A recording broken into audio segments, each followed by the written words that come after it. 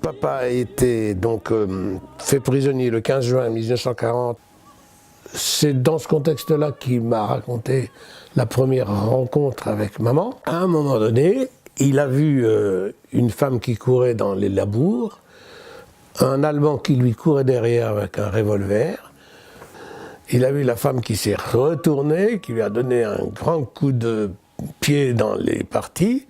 L'Allemand est tombé. À ce moment-là, 4 ou 5 Allemands sont arrivés avec des mitraillettes. Ils se sont précipités. Mon père a dit, bon, ça, cette fois-ci, elle va se faire descendre, c'est sûr. Il y a pas...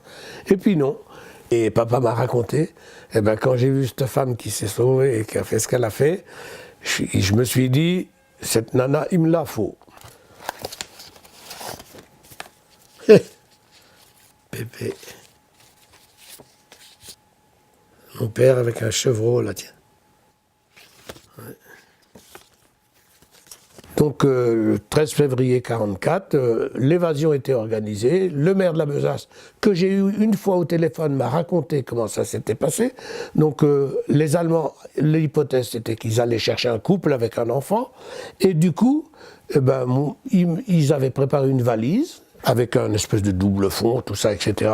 Ils m'ont mis dans la valise, et quand ils sont partis, le maire de la Besace m'a dit, mon petit Raymond, on t'avait mis un somnifère de première qualité, de l'eau de vie de prune, premier choix. Point. Toc, et ils sont partis comme ça. On était cachés dans une grange avec des bottes de paille, etc. On a vécu un peu dans des conditions pas évidentes, et mes parents ont attendu la libération. Et ensuite, on s'est retrouvés à Maubusson, donc à Mont-Saint-Jean, dans une toute petite maison. C'est mon plus beau souvenir d'enfant. Il n'y avait qu'une pièce à vivre. Ici, là, une grande pièce. Là, il y avait une cheminée, il y avait une cuisinière. Voilà. Où maman, un jour, est partie en courant parce qu'il y a une grosse couleuvre. Elle nous a raconté. Voilà. Mes parents se sont évadés et je me suis évadé avec eux.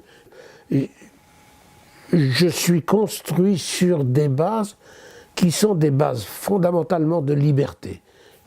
Ils m'ont donné cette énergie et cette volonté de ne jamais plier l'échine et de toujours faire avec les gens, faire en sorte que les gens existent. Mais surtout, j'ai eu la chance, dans cette histoire-là, de rencontrer des enseignants, les instituts, méthodes Fresnel, méthodes actives, et c'était le fruit de la résistance.